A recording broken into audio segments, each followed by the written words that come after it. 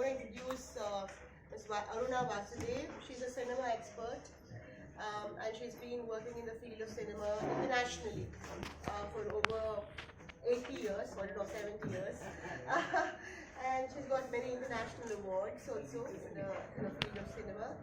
So Aruna ji is a trustee of Forum for Art Beyond Borders since its inception, since we started the Delhi International Art Festival. I'd like to introduce Ambassador Suresh Govilji, who's also a trustee of Forum for Art Beyond Borders. We are honored to have him with us. Suresh ji is, of course, a career ambassador, bureaucrat, who's retired just now. He used to be Director General of Indian Council for Cultural Relations, apart from the many other ambassadorial roles that he's had. What is special about him is the fact that he loves culture, he loves the arts, and he wants to ensure that more and more people are touched by the arts through culture and cultural events. And that is why he's joined us as part of Forum for Art Beyond Borders, because our intent and intention is the same as his. Having said that, Delhi International Arts Festival is in 15th year this year. We launched it in 2007. Can you all hear me? आप सबको सुन रहे हैं या मुझे mic use करना? Mic use करूँ? Yes. Yeah. Should I use it? Yeah. 2007. So we launched Delhi International Arts Festival in 2007 as India's signature arts festival, the most exciting bouquet of arts from dance, music, theatre, literature, poetry, films.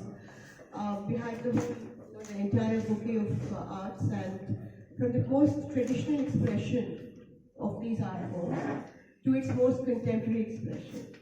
So it kind of encompassed the whole globe into one aesthetic, and that is what we would speak about often enough. We speak about Vasudhaiva Kutumbakam, which basically means embracing the entire world into one family or one aesthetic. So Harsh, I think we have a problem with the mic. So having said that, after 12 years of the festival, we had to stop because of Corona, 2 years of it. And it was a terrible time for the arts because there was nothing happening. Everybody was in isolation, lockdown, whatever you want to call it. So we all went through it. And arts and artists, we are celebrating India's presidency of G20, and we're also celebrating ourselves as people, as having come of age, as people who own our own identity. We own our cultural identity, we own our artistic heritage and lineage. So putting all this together, we wanted Delhi International Arts Festival to be different from what it was in the past. In the previous years, we used to have almost about 30-35 artistic groups from all over the world perform and dance, in addition to the Indian performances that used to happen. But this year, you will notice that we only have about 8 countries participating, and it's a very special participation because they're not bringing artists from their own country performing their own art forms, but they're bringing artists who will be performing our classical dance style. So we have a lot of foreigners who will be performing towards the end of the festival.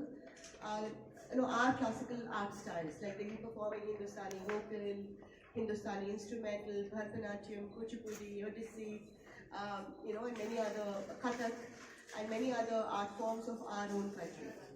We also have Ramli Ibrahim of Malaysia, who will be presenting Jai Ram on the closing night. So that also is a very special production for us because Ramli and his group are from Malaysia, and they're Malaysian dancers who are presenting a thematic performance on Jai Ram. The opening will have a band from Dominican Republic, which was decided long time back. And apart from that, we have Jai Bharat, a multi-style production produced by Sri Jairam Rao, and along with Padma Shri awardees Jairam Rao ji, Bharti Shivaji, Geetanjali Lal, and others, who've done this choreographic work with their students and with other that will be a special production with the opening, Jai Bharat, and after which we have a theatrical presentation called Veera Abhimanyu. It's a theatre of Jatin Sanna, of the director.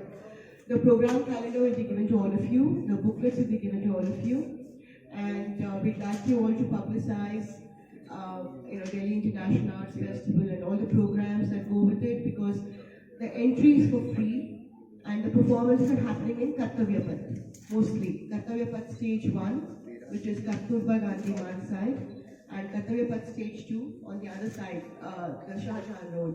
Over here for children, which are audio described film festival, where we have especially challenged children attending those, that whole series of films. They're popular films from indie popular films like Tare Zameen Par, Barfi and others, which are audio described for especially challenged children. So we have a lot of NGOs that are collaborating to bring those children to watch those films, because every year, apart from the main festival curation that DIAF does, that we do, we also try to engage the largest numbers of people who are left out of these art forms and being audiences in these art forms. Because we want to be an inclusive festival, we want to be able to curate for all kinds of people with all tastes and all age groups. So therefore, we kind of keep those sensitivities in mind when we curate this festival. And I think one of the reasons that we've been successful as India's biggest, largest and most famous cultural festival is because we have thrown open culture to everybody who wants to consume it. So the first year I said that if people can't come into auditoria to view art forms, we should take art forms out to people where they can view it. So let us just take the art forms out there, so somebody over there will see it, somebody will be interested. Because I really believe that exposure to arts is vital for the development of a human being, and only with exposure can there be some sort of an understanding. With understanding comes appreciation, and after appreciation is discernment, which is what the connoisseurs are. So if we don't expose our children, we don't expose our people to the multi-art forms of the world, then the world will become very grey and then boring, and all the hues and colors of the arts will be taken away from the lives of these youngsters and the others who are untouched by the arts. So with this, I would like to hand over the mic to Shri Suresh Goel, Ambassador, who will, would like to say a few words. Of the festival. I think Madam President, Prahlad has already explained a lot about the festival. I just thought I will point out 2 or 3 things very briefly. You will know, first of all, most of the performances are in informal spaces.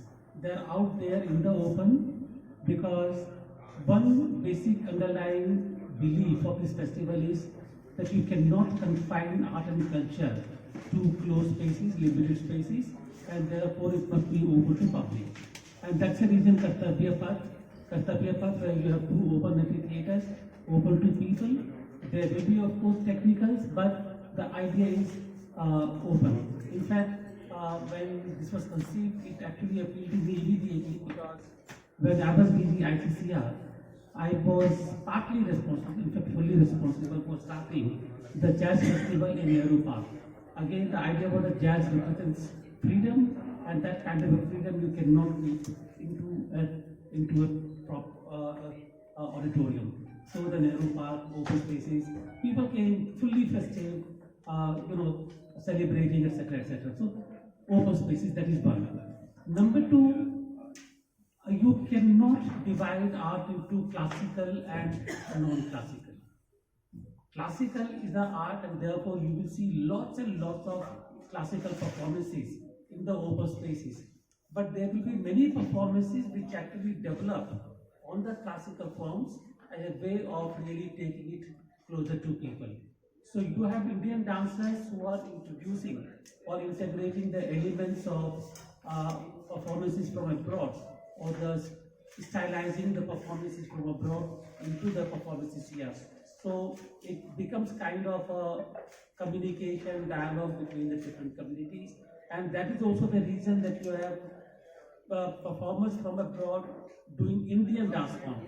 Now, Ramli Ibrahim, you all know, he is one of the most famous internationally known dancer of Odissi. And when you see him performing Odissi on themes which are very unique and also relate to India, it is difficult to realize that this man is actually a Malay Muslim performing Bharatanatyam on completely Indian and Hindu themes, and you cannot make out that he is not an Indian. With Pratibha and this festival since it began, I've known Pratibha much longer than that. Then when she started this festival, she said, "Come and join me, please." And I thought it was such a wonderful idea to do a festival of art, of philosophy, of looking at the world in a different way. It's very important. So of course I joined as her, part of her organizational team. And I was very involved with cinema at that time. I used to do a film festival and magazine on cinema, etc. So I brought together films for her festival, and we did a series of films then every year, and people really enjoyed it.